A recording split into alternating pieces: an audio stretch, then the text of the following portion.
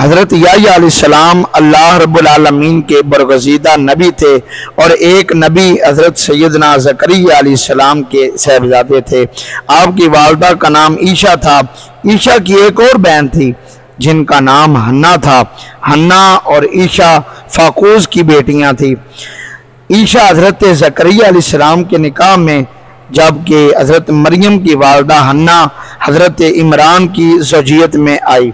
اسی طرح حضرت یحییٰ اور حضرت عیسیٰ علیہ السلام کی والدہ حضرت مریم خالہ زاد ہیں۔ حضرت ابن عباس رضی اللہ تعالیٰ عنہ سے مروی ہے کہ رسول اللہ صلی اللہ علیہ وآلہ وسلم نے ارشاد فرمایا، اولاد آدم میں کوئی ایسا نہیں جس سے کوئی گناہ سرزد نہ ہوا ہو سوائے حضرت یحییٰ علیہ السلام کے۔ قرآن پاک میں آپ کا ذکر 4 صورتوں میں آیا ہے جن میں حضرت زکریا علیہ السلام کا بھی ذکر ہے، یعنی سورت آل عمران میں، سورت انعام میں، سورت مریم میں اور سورت انبیاء میں حضرت یحییٰ علیہ السلام کا ذکر آیا ہے۔ حضرت یحییٰ علیہ السلام کس قوم کی طرف نبی بنا کر بھیجے گئے تھے اور آپ کو ایک ظالم بادشاہ نے کیوں شہید کروایا، یہ مکمل تفصیلات آپ کے سامنے رکھیں گے۔ اس سے پہلے آپ سے چھوٹی سی گزارش ہے کہ اگر ابھی تک آپ نے ہمارے چینل کو سبسکرائب نہیں فرمایا تو ابھی فرما دیں اور بیل آئیکن کو بھی دبا دیں تاکہ ہر آنے والی اچھی ویڈیو آپ تک بر وقت پہنچتی رہے۔ قرآن مجید نے متعدد جگہ یہودیوں کی شرارتوں اور فتنوں کا تفصیلی بیان کرتے ہوئے بار بار یہ اعلان فرمایا کہ ان ظالموں نے اپنے انبیاء اور پیغمبروں کو بھی قتل کیے بغیر نہیں چھوڑا۔ چنانچہ رب العالمین نے ارشاد فرمایا، ان الذین یکفرون بآیات اللہ ویقتلون النبیین بغیر حق ویقتلون الذین یأمرون بالقسط من الناس فبشرهم بعذاب علیم۔ بے شک جو لوگ اللہ تعالیٰ کی آیتوں کے ساتھ کفر کرتے ہیں اور ناحق پیغمبروں کو قتل کرتے ہیں اور نبیوں کے سوا جو لوگ ان کو انصاف کرنے کا حکم دیتے ہیں ان کو بھی قتل کرتے ہیں تو ان کو دردناک عذاب کی خوشخبری سنا دو۔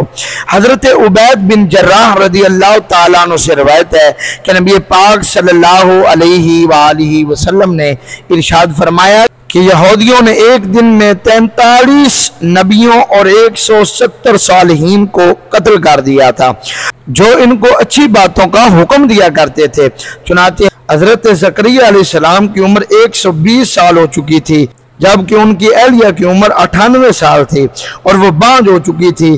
آپ کو اندیشہ تھا کہ میرے چچا زاد اور دیگر رشتہ دار جو لوگ ہیں وہ نااہل ہیں، میرے بعد وہ میرے دین میں رخنہ اندازی کریں گے، اسی لیے اللہ تعالیٰ کی بارگاہ میں نیک اولاد کی دعا کی۔ فَهَبْ لِي مِن لَّدُنْكَ وَلِيًّا يَرِثُنِي وَيَرِثُ مِنْ آلِ یعقوب وَاجْعَلْهُ رَبِّ رَضِیًّا، تو مجھے اپنے پاس سے کوئی وارث عطا فرما جو میرے علم کا حامل ہو اور میرا جانشین بنے اور اولاد یعقوب کا وارث بنے، اور اے میرے رب تو اسے پسندیدہ کر کے تو اسے اپنے فضل سے اس کو نبوت عطا فرمائے۔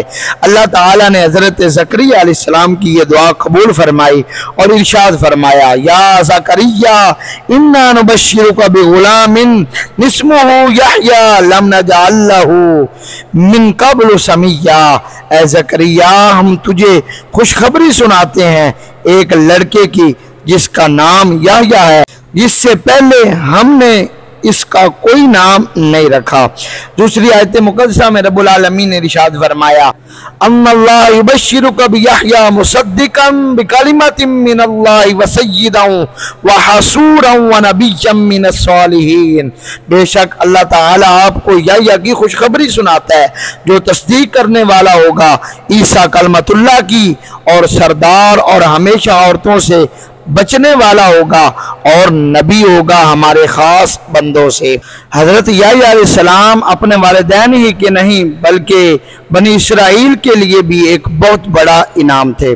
حضرت یحییٰ علیہ السلام کثرت سے گریہ وزاری کیا کرتے تھے، یہاں تک کہ آنسوؤں کی وجہ سے رخساروں پر نشان پڑ گئے تھے، اور اپنے ماں باپ سے اچھا سلوک کرنے والا تھا اور زبردست نافرمان نہ تھا، یعنی آپ نہایت ہی متواضع اور خلیق تھے اور اللہ تعالیٰ کے حکم کے مطیع تھے۔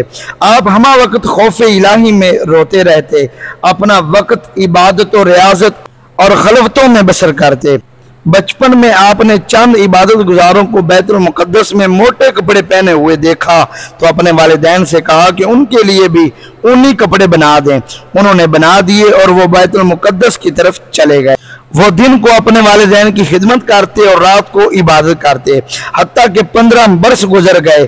پھر ان پر خوف کا غلبہ ہوا اور وہ جنگلوں اور غاروں کی طرف نکل گئے۔ حضرت یحییٰ علیہ السلام کے والدین ان کو تلاش کرنے کے لیے نکلے تو ان کو بحیرہ اردن کے پاس غاروں میں دیکھا۔ وہ ایک کھاڑی کے کنارے بیٹھے ہوئے تھے اور ان کے پیر پانی میں ڈوبے ہوئے تھے۔ قریب تھا کہ وہ پیاس سے ہلاک ہو جاتے، اور وہ یہ کہہ رہے تھے کہ اللہ تیری عزت کی قسم، میں اس وقت تک پانی نہیں پیوں گا جب تک مجھے یہ نہ معلوم ہو جائے کہ تیرے نزدیک میرا مرتبہ و مقام کیا ہے۔ ان کے ماں باپ کے پاس جوں کی روٹی اور پانی تھا، انہوں نے ان سے کھانے اور پینے کے لیے کہا۔ انہوں نے قسم کا کفارہ دیا اور ماں باپ کا کہنا مان لیا، اور ماں باپ ان کو بیت المقدس واپس لے آئے۔ حضرت یحییٰ علیہ السلام جب نماز پڑھنے کھڑے ہوتے تو اس قدر روتے کہ مسلسل رونے کی وجہ سے ان کے آنسو ان کے رخساروں کو جلا دیا کرتے اور ان کی داڑھی نظر آنے لگتی، جن پر ان کی والدہ نے روئی کا نمدہ رکھا۔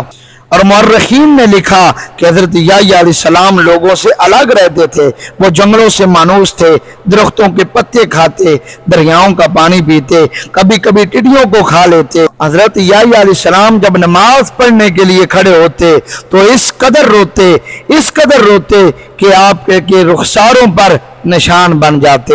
یہ حضرت یحییٰ علیہ السلام کی عبادت تھی۔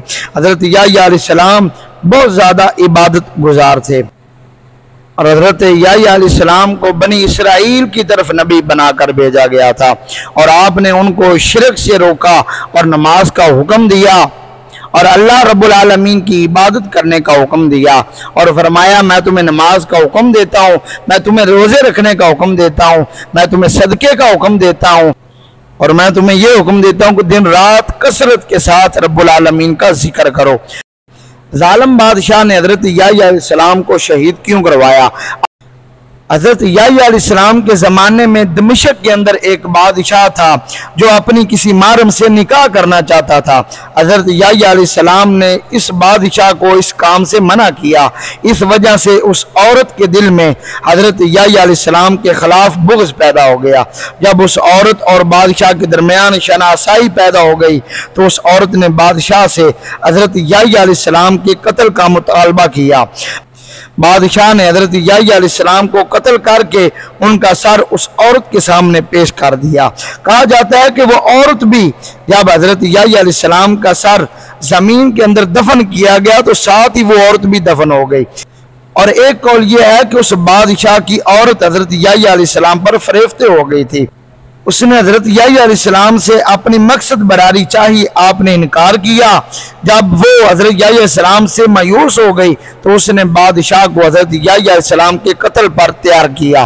بادشاہ نے کسی کو بھیج کر حضرت یحییٰ علیہ السلام کو قتل کروایا اور ان کا سر مبارک کاٹ کر ایک تشت میں اس عورت کو پیش کر دیا۔ اور آپ کا سر مبارک کہاں پہ دفن ہے؟ کہتے ہیں کہ دمشق کی جامع مسجد بنی امیہ کے حال میں آپ کا سر مبارک دفن ہے۔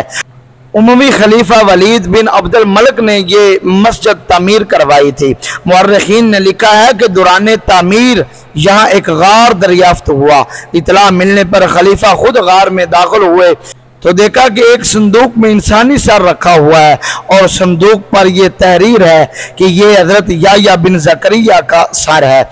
ان کا چہرہ اور بال اپنی اصلی حالت میں ہی تھے، یوں لگتا تھا جیسے ابھی ابھی شہید ہوئے ہیں۔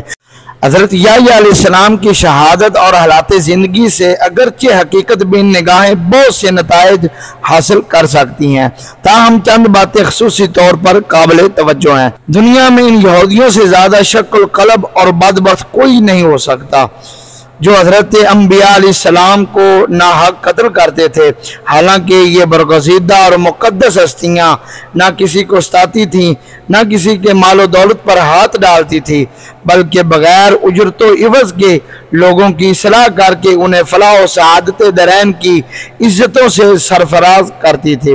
چنانچہ حضرت ابو عبیدہ رضی اللہ تعالیٰ عنہ جو صحابی رسول ہیں، انہوں نے عرض کیا، یا رسول اللہ صلی اللہ علیہ وآلہ وسلم، کیا قیامت کے دن سب سے بڑا اور خطرناک عذاب کا مستحق کون ہوگا؟ تو آپ صلی اللہ علیہ وآلہ وسلم نے ارشاد فرمایا کہ سب سے زیادہ خطرناک اور بڑے عذاب کا مستحق شخص وہ ہوگا جو کسی نبی یا ایسے شخص کو قتل کرے جو بھلائی کا حکم دیتا ہو اور برائی سے روکتا ہو۔ بہرحال ظالم یہودیوں نے اپنی شقاوت سے نبیوں کے ساتھ جو ظالمانہ سلوک کیا اور جس بے دردی کے ساتھ ان مقدس نفوس کا خون بہایا، اقوام عالم میں اس کی مثال نہیں مل سکتی۔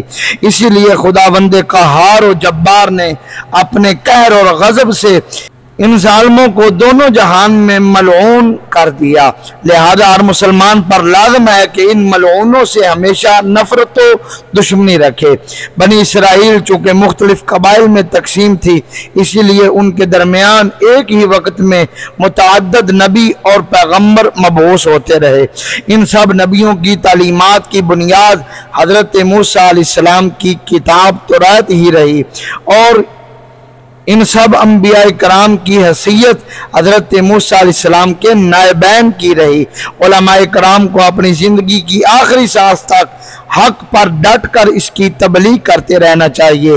حق کے معاملے میں اپنی جان کی پرواہ بھی نہیں کرنی چاہیے، جیسا کہ آپ نے پڑھ لیا کہ جناب کہ حضرت سیدنا یحییٰ علیہ السلام کے سر کٹ گیا لیکن آپ حق سے نہیں ہٹے۔ امید کرتے ہیں کہ آپ کو یہ ہماری ویڈیو اچھی لگی ہوگی۔ اپنے دوستوں کے ساتھ شیئر کرنا مت بھولیے گا۔ والسلام۔